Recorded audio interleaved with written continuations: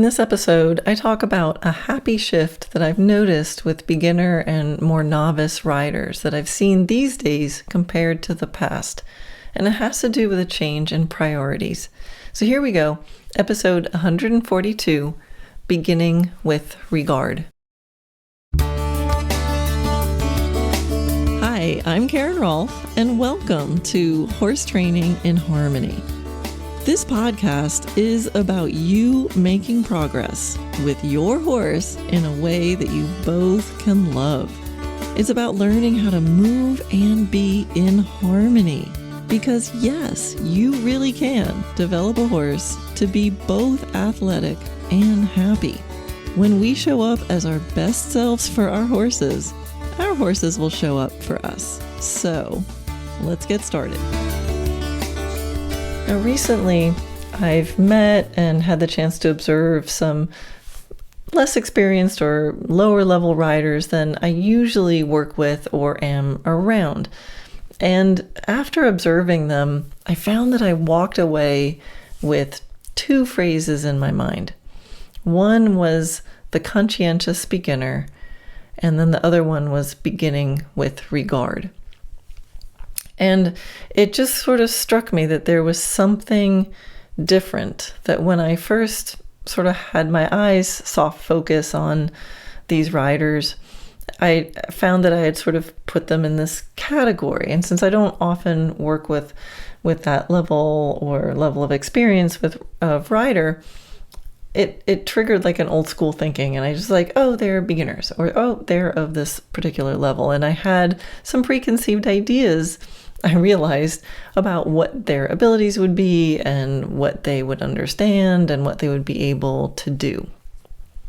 And then the more I observed them, the more I was blown away that I had to kind of throw out that model. I was making all these assumptions about them. So some of them were people that I actually got to work with, and some of them I just observed. But I wanted to kind of play around with these experiences of mine, because those two phrases, the conscientious beginner and beginning with regard, like that was the shift. So of course I wanted to explore it, and I thought, this podcast is a great place to do that. So thank you for giving me a place to ponder and muse about these sorts of things.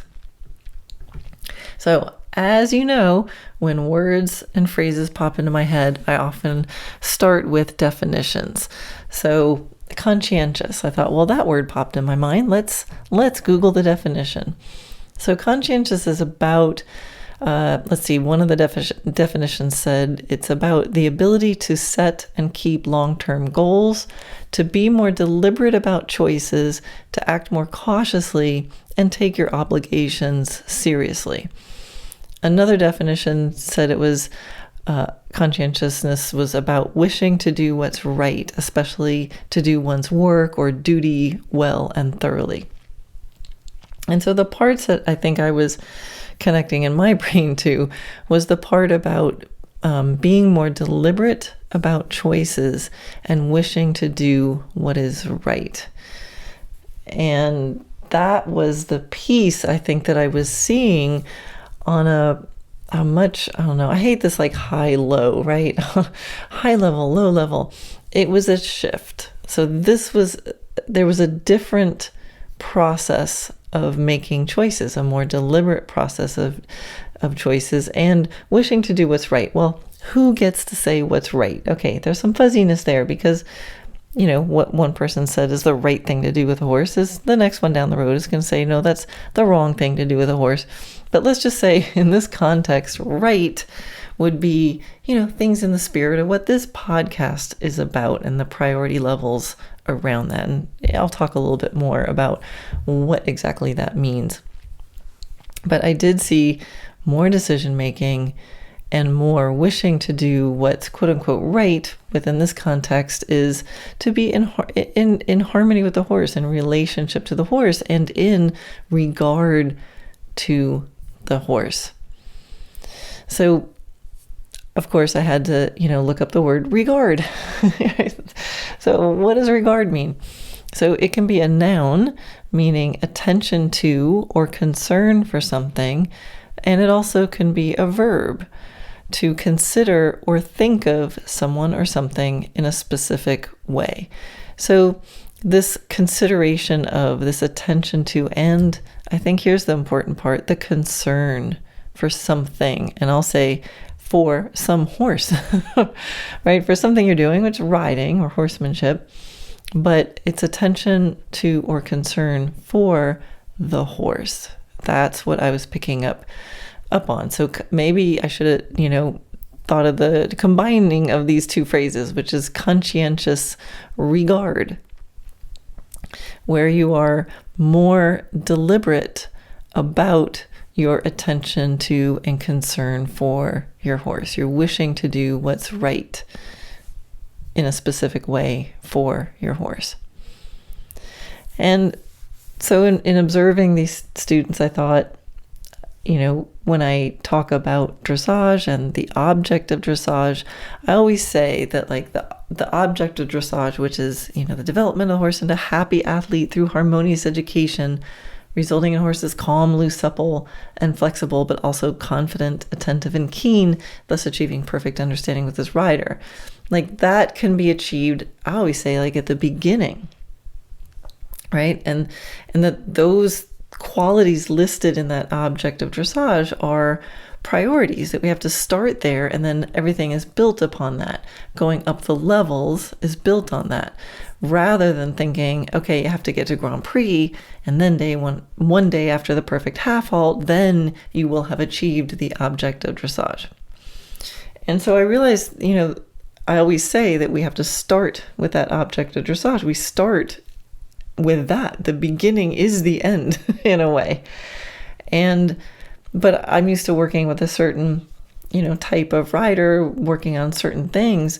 And so then thinking about all the stuff that comes before what I teach and all the experiences that people need to have before they get to, kind of do the stuff that I'm often talking about, at least with riding. I was like, oh, there's something that applies there also. There's some object of horsemanship that can be achieved right at the beginning. Instead of thinking, well, you've got to go through, all this time and go to some certain levels, and then you get this wisdom and awareness, and then you really know about horses, and then you can have this conscientious regard. So I think it's kind of cool because no, we can begin with the end, not only in mind, but in practice. So being a good horseman is so much more about decision-making, prioritization.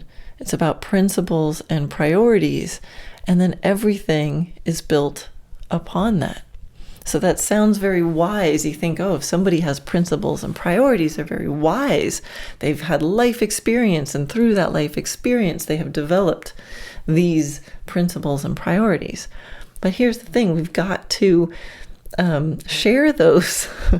How many experienced, upper level, that was in air quotes, upper level riders are actually sharing the principles and priorities? There are some that are, and the ones that are, go to them, because the other ones are not. They maybe have developed principles and priorities, but they might not value them or be as aware of them, and what they're teaching is technique and control.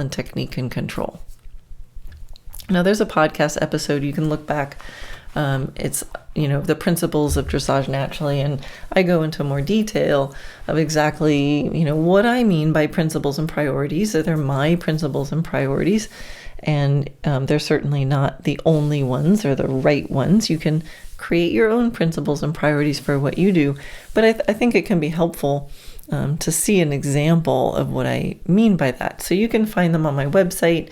If you go to dressagenaturally.net and then click About, you'll get to a section where you can then find the tab for principles and priorities. You can look at previous episodes of this podcast for a podcast episode called Principles of Dressage Naturally, and you can go deeper into that, and we'll keep touching on that here too. But you would think that the kind of principle-based decision making takes a lot of experience. But what I'm finding is that when you're prioritizing relationship and being attuned to and harmonized with your horse, that doesn't take as much experience as it does instead being in the moment, practicing being in the moment, being present and able to have awareness and feel. Because anybody can do that. Anybody can practice being in the moment, be attuned to your horse, strive to be in finding the harmony with your horse, be present, have awareness of the environment, awareness of your horse, awareness of yourself, so you can feel. If you're allowed to do that, if you're taught to do that, if you're encouraged to do that, you as a rider, even if you're a beginner rider, you will be able to make decisions that are wiser beyond your years. I'm seeing it. And these things that are in the moment when your horse becomes suddenly afraid or suddenly relaxes, these sorts of things can actually be more obvious and more possible for less advanced, I did air quotes again, less advanced people, to understand. More than, those are easier to understand and see than like how to properly hold the reins. Because, here's the thing, how to properly hold the reins changes depending on what you're doing with your horse and who's teaching you or where you live or what kind of bridle you're wearing. And sometimes there's options. But so many times beginners are taught how to properly hold the reins. Like that's one of the big things, or properly do this or properly do that. And, that's actually trickier. Like, well, why hold the reins like that? What's the mechanics of that? What's the effect and the communication with horse's mouth? That's pretty complex. But I think people can understand, what's the historical significance of holding the reins like that, But if humans, just as beings, understand and by nature can feel fear, can notice discomfort, can notice attention and lack of attention, or when things shift, or things like that. We've taught ourselves to ignore those things. But I think being attuned with those things as someone who's not familiar with a horse and you're just starting out riding, those moments, the recognizing when your horse is distracted or when something doesn't feel quite right or you're sensing some confusion, like those are the big important pieces. Those are the pieces that are going to keep you safer ultimately than correctly holding the reins while you don't notice that your horse is about to freak out. And so this is what's going to create the confidence and the better understanding. Being connected with yourself and your horse in the moment and reading that situation is much more universal language than any specific riding technique. And I think what I'm seeing, at least in my world, I'm definitely not out in the whole wild wilderness of everything that is horses in the world today, but in my world, I'm definitely seeing that now that partnership-based horsemanship is so much more mainstream and so much more easy to find, that there really is a group. It's a new group of novice or less experienced people who actually have a much higher level of regard, conscientious regard for their horses. Sometimes I've seen much higher level of conscientious regard for their horses than some of the older school professionals that are out there. And that's really interesting to me. All right, so what do I mean by this? It's this conscientious regard. It's a knowing if their horse is tense or confused and wanting them to not be tense or confused. That's the important part. Because you can notice a horse is tense or confused and then react to it in a very non-conscientious or in a way that does not have regard for the horse. That stupid horse just has to pay attention to you and do what he's told, after all. So it's a willingness to slow down and think or return to relaxation. So by slow down, I don't mean physically go slower with your horse. It's just to take some time and make sure things are understood, or to catch your breath, or to plan, or to ask a question, or just to give it some time. So it's a willingness to slow down and think or return to relaxation. It's a tendency and a priority to communicate and not just control. And I saw this with a few people where what I was expecting to see was a moment of control, and these people were stopping, slowing down, going back to a more basic version of it, rewarding their horse, taking a breath, starting again, without anyone telling them to do that. So really, really cool. And I think, when I kind of picture, I have many more hours watching more beginner or more novice riders, like from my old traditional riding school days. So I have a lot of hours of picturing the more beginner lessons that would happen at the barns that I was in. And so that's my picture. But what's so much of what is taught in those more old school traditional riding programs back in the day was about control first. And the trust and dialogue and regard for the horse was something that was somehow earned or gained, or slowly, you slowly gain this somehow, And, in the old days, horses were tacked up. I mean, this probably happens now these days too, but I'm just saying this is when I was seeing it. It was in the old days. Horses were tacked up and tied, waiting for their students who just took the horse and got on, right? You just walked the horse in the arena and you got on. The actual riding skills were developed way before any relationship skills or understanding about who that horse is and what he might be feeling in the moment and what the communication is. And, whenever I say communication, there's, to me, it's a two-way street. So I kind of differentiate between control, which is, I said do it. Why? Because mommy said so. That's why. That's control. And if something's not working, there's a stronger boundary applied. There's a stronger arm, a stronger leg, or some strap that is supposed to somehow limit the horse. Martingale, side reins, things like that. It's I said go there. I'm not going to let you go anywhere else. Comply and do it. And then everybody, we're all going to be good.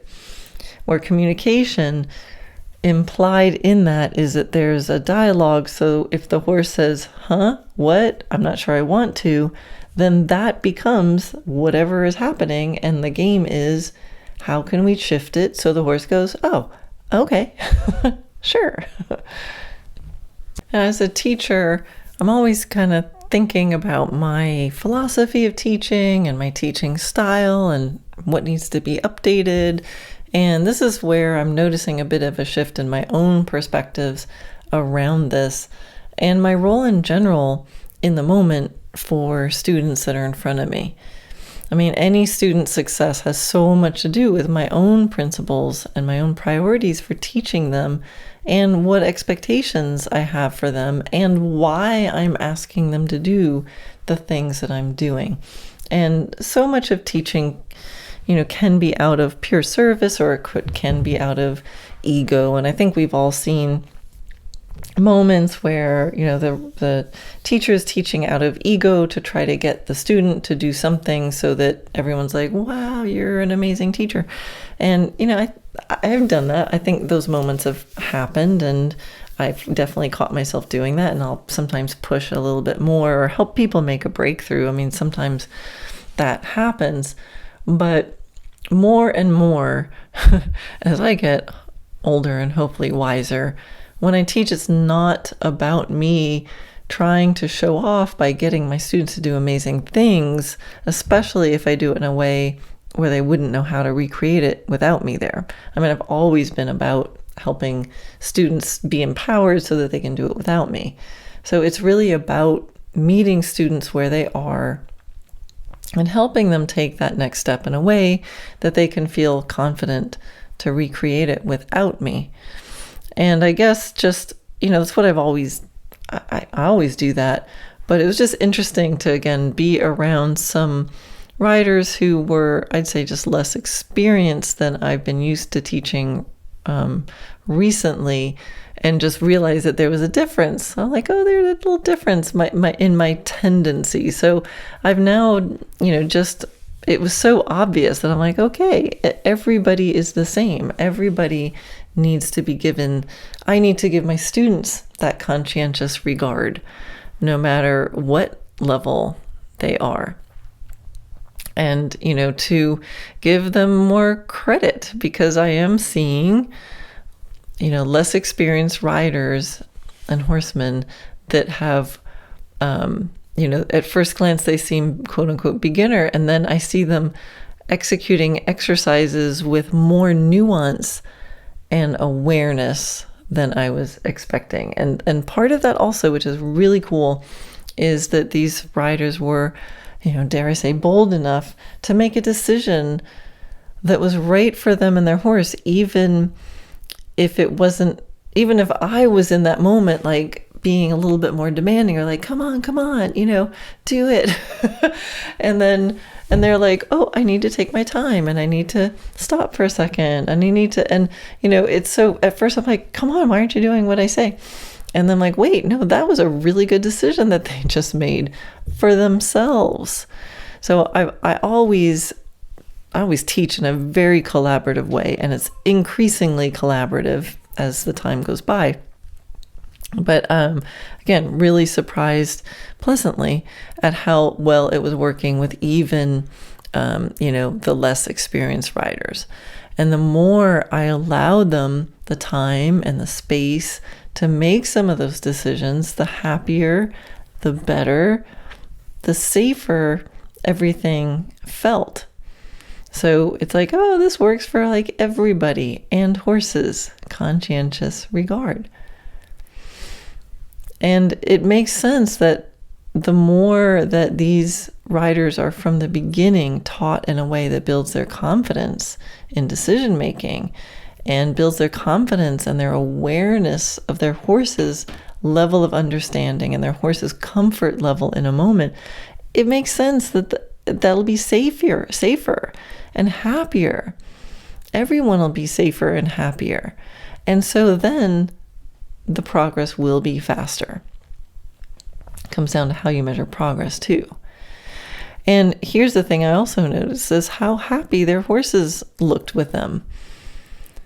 So many times I think of, the picture of the school horse with the beginner rider, and it's not always a happy picture the picture in my memory.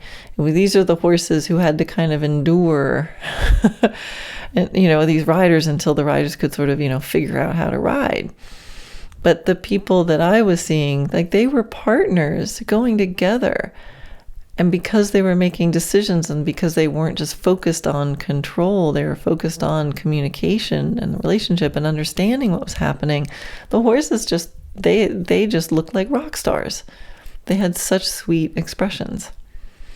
And just because when I say beginners, and novice, people are picturing lots of different things. Like the people that I'm talking about, they weren't really like beginners. Beginners is out of my scope or my comfort zone as a teacher. They were, I don't know, more novice or beginner to dressage or, whatever. I've actually never really felt comfortable teaching pure beginners. And I'm really, really impressed by people who do that as their specialty and are able to do it well and safely. years ago, I had a student who had a pretty, safe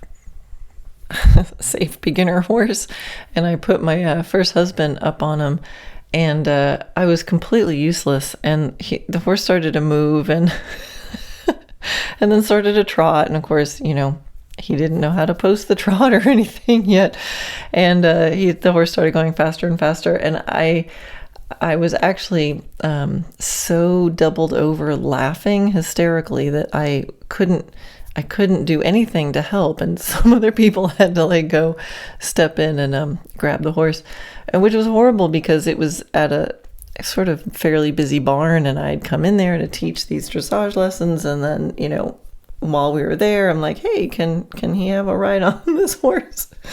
And so it was completely unprofessional, highly unprofessional, as this poor guy was getting, taken off with at a trot and just sort of standing up in the stirrups and bouncing more and more. And his hands were sort of up over his head trying to pull on the reins. And the instructor, me, was in the center of the arena, literally doubled over, laughing so hard that I couldn't even get a word out.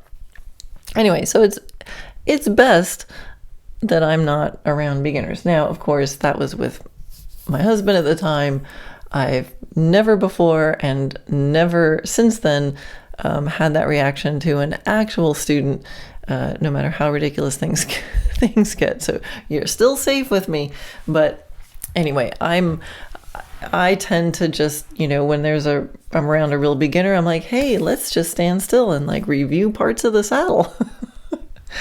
So I am so impressed by people who work with beginners and people's first experiences with horses. There's the mastermind and mentorship program I have for heart-centered horse professionals, kind of on the horse business side of things. But there are many professionals in there, in that group, that are heart-centered, and that they have beginner riding programs or children's programs, and they're operating with these priorities. And it just makes me so happy and so hopeful. I can remember back in the summer horse camp days, and even pony club, we really learned about the care of the horse, the feeding, the grooming, the basic management, but still was missing this relationship and this regard for the horse in the way that I'm seeing now. And so I'm really hoping that this new regard for horses filters into those programs too. And if anybody out there is running a pony club and would ever like me to speak to your group, either your local club or regionally, contact me, because a pony club is really near and dear to my heart. And I just learned so much from it, and I think this relationship piece is such an important and great piece to add in to there too. But so much of this regard, and in thinking about these less experienced riders and how they were different than the less experienced riders back in the day, and it just comes back to the Happy Athlete Training Scale, which is just so confirming. And so for those of you who don't know the Happy Athlete Training Scale that I came up with, you can find it on the website. But if you picture this pyramid, and at the base of the pyramid is happiness, that you are a happy individual and that the horse is a happy individual. And once we have happy individuals, then the next piece up from that base, creating this pyramid or triangle, is harmony. So the idea that a happy horse and a happy human can now better find harmony together. And when you're in harmony, then you can start to communicate. So the next level up is communication. And it makes sense that if you're in harmony together in general, then it's going to be easier to have a conversation. Then the next piece is, once you can talk about stuff, and at this point you've got comfortable transportation and kind of happy little campers. And then the next thing to pay attention to is techniques for improving the way the horse moves. So the sweet spot of healthy biomechanics. It's like, okay, we can happily trot along. Let's improve our balance and refine that and find biomechanical improvements for greater relaxation, energy, and balance and freedom of movement. And then the next rung up is more gymnastic development, which is the specialty of dressage, and which I think every horse can benefit from. And then, on top of that will be any other sports-specific training that you want to add on. And so this is what I was seeing, that there are riders that are coming up that are in the last decade have started to ride or started their education with horses, and I'm seeing that they are happier with their horses. Their horses are happy to be there. They have a high level of harmony. They're learning to communicate. Often these guys have a high level of communication in their own way, and then I can just give them ideas for other things to talk to their horse about, and they can much more quickly get to the conversation about healthy movement much faster than the old school beginner rider that I have in my head, which is about control and repetition with no regard for the horse. And so then the horse isn't happy, and there's a posture for that.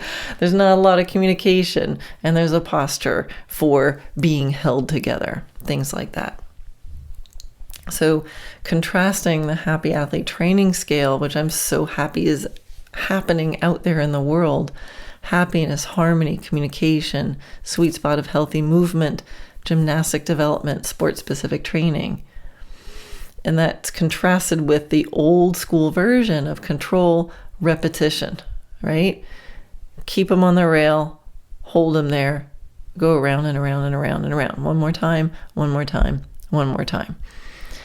And a more military style dominance hierarchy where the teacher is at the top and the horse is at the bottom, right? The teacher tells the student tells the horse, and the horse is supposed to comply and oblige.